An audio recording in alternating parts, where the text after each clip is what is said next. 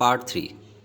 इसमें हम जो नॉन वर्बल पैटर्न्स देखेंगे उन्हें हम सीरीज़ कंप्लीशन कहते हैं, जिसमें आपको लेफ़्ट साइड पे 5 स्क्वेयर्स गिवन होंगे जिनको किसी ऑर्डर में अरेंज किया गया होगा। एक स्क्वेयर खाली भी होगा। राइट पे गिवन बाकी स्क्वेयर्स में से किसी एक ने इस वाले को फिल करना होगा। ये हमारा फर्स्ट क्वेश्चन है। मैं थोड़ा बड़ा करके लेफ़्ट वालों को ऊपर और राइट वाली ऑप्शंस को नीचे बना देता हूँ। अगर आप गिवन क्वेश्चन में लेफ़्ट से राइट जाना शुरू करें तो आपको अंदाज़ा होगा कि गिवन इमेज को क्लॉकवाइज डायरेक्शन में रोटेट किया जा रहा है। तो अब जो ये टिप नीचे है, नेक्स्ट में घूमकर सेंटर से थोड़ा लेफ़्ट साइड पे नीचे होगी, यानी कि ऐसी डायरेक्शन में। डॉट्स हटा दूं तो देखें option A is the correct choice. Aahista Aahista difficult questions भी कराऊंगा। सेकंड क्वेश्चन, ये तो बहुत ही आसान है। सिलेंड्रिकल रॉड रोटेट हो रही है in clockwise direction. Given options हैं ये। तो देखें ग्रे और ब्लैक क्वार्टर्स एक दूसरे के साथ बिल्कुल जुड़े हुए नहीं हो सकते, लिहाजा ऑप्शन बी और डी ये तो रॉन्ग है। और इस शेप के बाद रोटेशन के नतीजे में कुछ ना कुछ तब्दीली तो आई ही होगी, सेम एज इट इज़ तो नहीं रह सकती, लिहाजा ऑप्शन ए भी रॉन्ग है। इसी तरह इस पोजीशन से पहले भी कोई डिफरेंट पोजीशन होगी, सेम नहीं रह सकती, लिहाजा ऑप्शन सी भी नहीं हो सकती। पीछे बचा ऑप्शन ई और यही करेक्ट ऑप्शन है। थोड़ा गौर करने से हमें अंदाज़ा भी हो रहा है कि रॉड हर इमेज में 90 डिग्रीज क्लॉकवाइज टर्न हो रही है। थर्ड क्वेश्चन, ये बड़ा इजी सा लग रहा है, बशर्ते कि आप गिवन चॉइसेस को ना देखें। इस सीरीज़ में पैटर्न रिपीट हो रहा है आफ्टर एवरी सिंगल स्क्वेयर। तो अगर कंप्लीट सीरीज़ रिपीट हो रही है तो ये भी हर एक स्क्वेयर के बाद रिपीट होगा, तो यहाँ भी यही होना चाहिए। यानी हमने गिवन चॉइसेस को देखे बगैर ही पैटर्न फाइंड कर लिया है। Option C is the right choice. यहाँ एक टिप दे दूँ, इस क्वेश्चन से हमने ये सीखा है कि गिवन ऑप्शंस को देखने से पहले हमेशा अपना जहन यूज़ करें, बाद में ऑप्शंस को देखा करें। फोर्थ क्वेश्चन, इसमें आपको स्लाइडर्स पे काफ़ी सारी बीड्स गिवन हैं। पैटर्न समझने के लिए किसी एक लाइन पे फोकस करें। हम इन्हें लेते हैं जो कि इस वक्त थर्ड रो में हैं। ये नेक्स्ट बॉक्स में सेकंड रो में हैं और उससे नेक्स्ट में फर्स्ट रो में और उससे नेक्स्ट में घूमकर लास्ट यानी फिफ्थ रो में आ गई हैं। और इसी तरह बाकी सब बीड्स भी हर नेक्स्ट बॉक्स में एक एक स्टेप ऊपर शिफ्ट हो जाती हैं। तो ये वाले बीड्स अब नेक्स्ट बॉक्स में फोर्थ रो में होने चाहिए। गिवन ऑप्शंस देखें, इनमें ऑप्शन सी और ई में से ही कोई होगी। हमारे पैटर्न में गिवन बीड्स के ऊपर एक वाइट एंड ब्लैक पेयर है जो कि ऑप्शन सी और ई में से ऑप्शन सी में है, लिहाजा ऑप्शन सी ही करेक्ट चॉइस है। फिफ्थ क्वेश्चन, ये तो बहुत ही आसान लग रहा है। पैटर्न का साफ पता चल रहा कि क्यूब का जो फ्रंट फेस है वो नेक्स्ट स्क्वेयर में लेफ़्ट पे चला गया है, यानी क्यूब इस डायरेक्शन में टर्न हो रहा है। नेक्स्ट जब इसका फेस लेफ़्ट मूव करेगा तो सर्कल इस साइड पे हो जाएगा। गिवन ऑप्शंस में ऑप्शन ए, बी और डी में से हो सकता है, पर इस बॉक्स में क्यूब का जो फेस फ्रंट पे होगा वो कैसे पता चलेगा? ऐसे कि नेक्स्ट बॉक्स में वो वाला फेस टर्न होने के नतीजे में यहाँ चला जाएगा, लिहाजा option A is the right choice. इसको अपनी जगह फिट करके भी देख लें तो पैटर्न बिल्कुल सही समझ आ जाएगा। सिक्स्थ क्वेश्चन, कॉम्प्लेक्स लग रहा। इस पैटर्न को अगर डिकोड करना शुरू करें तो देखें हर बॉक्स में एक ही ग्रे स्क्वायर है और मज़ीद देखें तो ऐसा लग रहा है कि नंबर ऑफ़ ब्लैक स्क्वायर्स कम हो रहे। पहले में 7, दूसरे में नहीं गिवन, तीसरे में 5, नेक्स्ट में 4 और उससे नेक्स्ट में 3। ये ग्रे वाला हमें शायद कुछ बताने के लिए, हिंट के लिए है। एंड वाले से देखें, जो ये ग्रे है इससे पहले यहाँ ब्लैक था और इसमें जो ये ग्रे है इससे पहले यहाँ ब्लैक था। लें जी, पैटर्न समझ आ गया, यानी कि इस ग्रे से पिछले वाले में जो यहाँ ब्लैक होगा। एक और चीज़ ध्यान में रखें कि एक बार ग्रे होने के बाद नेक्स्ट इमेज में वो वाइट हो जाता है, यानी grey basically last black position को शो करता है। तो अब ऑप्शंस देखें। ऑप्शन ई तो इसलिए रॉन्ग है क्योंकि इसी लोकेशन पे तो हमें ग्रे नहीं ब्लैक रिक्वायर्ड है। ऑप्शन सी और डी इसलिए रॉन्ग हैं क्योंकि टॉप लेफ़्ट कॉर्नर वाले तीनों स्क्वेयर्स सब इमेजेस में ब्लैक होने चाहिए, जबकि यहाँ एक में ग्रे भी है और एक में वाइट भी। बचने वाली ऑप्शंस में से ऑप्शन बी इसलिए रॉन्ग है क्योंकि जब एक लोकेशन पे ग्रे हो गया तो नेक्स्ट में वाइट हो जाना चाहिए।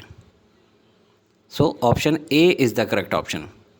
इसको अपनी जगह रख कर भी देख लें, क्लटर रिमूव कर दूं। आप ज़रा पॉज करके इस वाले क्वेश्चन पे थोड़ा कंसंट्रेट करें। 7वां क्वेश्चन, ये बहुत ही डरावना ख्वाब लग रहा है, बट आपने घबराना नहीं है। इमेज में एक तो ये ब्लैक डॉट है जो एंटी क्लॉकवाइज मूव कर रहा है along the corners. Next image में यहाँ है, उससे नेक्स्ट में यहाँ, उससे नेक्स्ट में यहाँ, और लास्ट इमेज में यहाँ होना चाहिए। लिहाजा ऑप्शंस देखें, सबके डॉट्स टॉप लेफ़्ट में हैं सिवाय ऑप्शन सी के, लिहाजा ये तो रॉन्ग ऑप्शन है। दूसरा, इन इमेजेस में ये वाली फिगर है जो हर पिक्चर में 45 डिग्री के एंगल पे रोटेट हो रही है। जैसे इसमें 45 डिग्री का टर्न लेकर टिल्टेड नज़र आ रही है, इसमें फिर 45 का टर्न लेके स्ट्रेट हो गई है, और इसमें फिर 45 का टर्न लेके टिल्टेड है। तो पैटर्न क्लियर हो गया, इसमें भी टिल्टेड ही होगी। लिहाजा गिवन चॉइसेस में जो स्ट्रेट वाली ऑप्शंस हैं ए और डी वो रॉन्ग ऑप्शंस हैं। पीछे एक और चीज़ बची, डबल एरो सेट। शुरू में साइज़ बड़ा है, आहिस्ता आहिस्ता स्मॉल हो रहा। ऑप्शन बी और ई में से ई का साइज़ स्मॉलेस्ट है, लिहाजा यही करेक्ट ऑप्शन है। इसको अपनी जगह रख कर भी देख लें और कुछ लम्हे पॉज करके गौर भी करें। 8वां क्वेश्चन देखने में धमाकेदार है, बट तवज्जो रखें। सिर्फ लेफ़्ट वाले इमेज को देखें। इसमें एक स्मॉल सर्कल बॉटम लेफ़्ट में है, एक बड़ा सर्कल सेंटर में है और एक स्टार है विद 4 साइड्स। अब सेकंड इमेज में जाएं तो बॉटम लेफ़्ट सर्कल का साइज़ बड़ा हो गया है और कलर वाइट से ब्लैक हो गया है। सेंट्रल सर्कल का साइज़ थोड़ा स्मॉल हुआ है और कलर ब्लैक से वाइट हो गया है। स्टार की लोकेशन वही है, सिर्फ इसमें एक पॉइंट या एज इंक्रीज़ हो गया है। लें जी, पैटर्न डीकोड हो गया है। बॉटम लेफ़्ट सर्कल का साइज़ इंक्रीज़ होता जाएगा और कलर अल्टरनेटली वाइट से ब्लैक और ब्लैक से वाइट इसी तरह चेंज हुआ करेगा। सेंट्रल सर्कल बड़े से छोटा होता जाएगा और कलर भी अल्टरनेटली चेंज हुआ करेगा, और स्टार में हर बार एक एज या कॉर्नर इंक्रीज़ होता जाएगा। अब ऑप्शंस देखें। बॉटम लेफ़्ट वाइट सर्कल के बाद अब नेक्स्ट में यहाँ ब्लैक सर्कल होना चाहिए, लिहाजा बी, डी और ई में से ही होगा। ए और सी रॉन्ग ऑप्शंस हैं, और ये बॉटम लेफ़्ट सर्कल अचानक से इतना बड़ा तो नहीं हो सकता, ग्रेजुअली होना था, लिहाजा ये भी रॉन्ग ऑप्शन है। अब बी और डी में सेंट्रल सर्कल का साइज़ भी एक जितना है और कलर भी वाइट है, लिहाजा बात स्टार पे आ गई है। इस स्टार की टोटल साइड्स 6 हैं, तो नेक्स्ट में 7 साइड होनी चाहिए। बी वाले में 7 कॉर्नर्स हैं और डी में 8, विच मीन्स कि B is the correct option. इसको अपनी जगह रख कर भी देख लें और कुछ लम्हे पॉज करके गौर भी करें। 9वां क्वेश्चन, इसमें आप देखें तो हर इमेज में 2 चीज़ें हैं। एक सर्कल है विद स्केच्ड लाइंस और उसके सामने एक रेन ड्रॉप है। पहले ज़रा स्केच्ड लाइंस पे गौर करें। पहली में हॉरिजॉन्टल हैं, सेकंड में 45 डिग्री एंटी क्लॉकवाइज रोटेट किया है, नेक्स्ट में फिर 45 डिग्री एंटी क्लॉकवाइज रोटेट किया है। इसी तरह इसमें भी हुआ होगा और नेक्स्ट में भी नज़र आ रहा है कि 45 डिग्री एंटी क्लॉकवाइज रोटेट हो गया है। अब फिर से देखें, इस बार स्केच लाइंस को नहीं, सिर्फ रेन ड्रॉप पे फोकस करें। रेन ड्रॉप को हर बार एंटी क्लॉकवाइज 90 डिग्री रोटेट किया जा रहा है। फर्स्ट में पॉइंटिंग अपवर्ड्स है, नेक्स्ट में 90 डिग्री रोटेशन के बाद पॉइंटिंग लेफ़्ट, नेक्स्ट में पॉइंटिंग डाउन, तो इसमें पॉइंटिंग राइट होना चाहिए और फाइनली पॉइंटिंग अप। तो क्या ख्याल है, आंसर आ गया है या नहीं? Let's see the options. Option C और डी रॉन्ग हैं क्योंकि rain drop pointing left side है। ऑप्शन ई भी रॉन्ग है क्योंकि स्केच की डायरेक्शन भी चेंज है। ऑप्शन ए और बी में से कौन सा ठीक लग रहा है? Option A is the correct choice क्योंकि रेन ड्रॉप्स में एक और बात भी थी जो मैंने आपका आईक्यू चेक करने के लिए नहीं बताई, कि पहला रेन ड्रॉप वाइट था, दूसरा ट्रांसपेरेंट, उसमें स्केच्ड लाइंस नज़र आती हैं, तीसरा फिर वाइट। तो इस पैटर्न के हिसाब से चौथा ट्रांसपेरेंट होना चाहिए था। अब इस ऑप्शन ए वाले को अपनी जगह पे पहुंचा कर भी देख लें। पॉज करके कुछ seconds memorise the trick and then go ahead.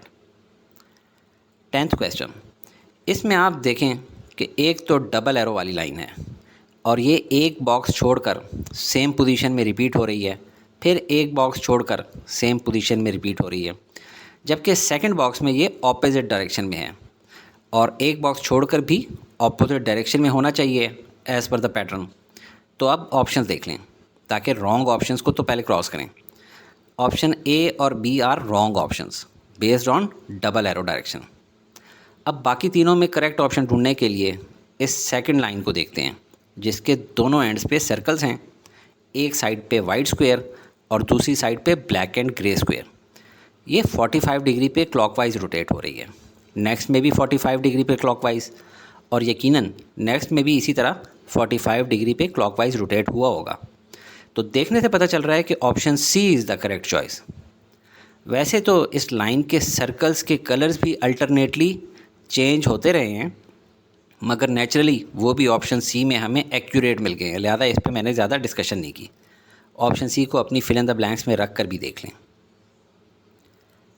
11th question, इसमें हम सजेस्टेड ऑप्शंस को भी साथ खोल लेते हैं। आपको काफ़ी टफ टाइम मिल चुका है, बट आई एम श्योर आपका दिमाग चलना शुरू हो गया है। You just need some practice.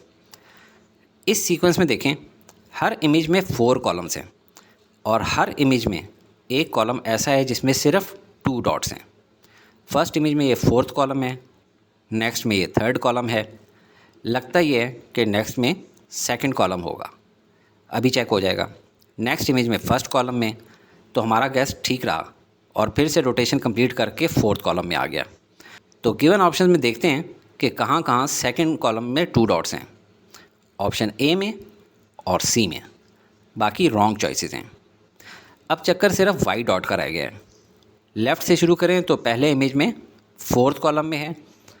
अब देखना यह है कि ये राइट मूव कर रहा है या लेफ़्ट। अगर लेफ़्ट मूव करता तो 3rd कॉलम में आता, राइट मूव करके ये फिर से 1st कॉलम में आ गया, यानी मज़ीद अब राइट मूव करेगा तो 2nd कॉलम में आना चाहिए, मज़ीद राइट मूव करेगा तो 3rd कॉलम में, मज़ीद राइट जाने पे 4th कॉलम में। तो पैटर्न तो हमने डीकोड कर लिया है। अब गिवन ऑप्शंस ए और सी में देखते हैं कि किसके 2nd कॉलम में वाइट सर्कल है।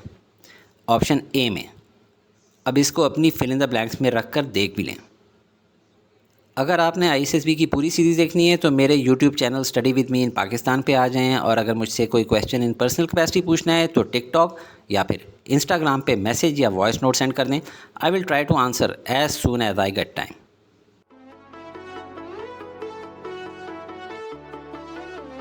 Study with me, a learning experience.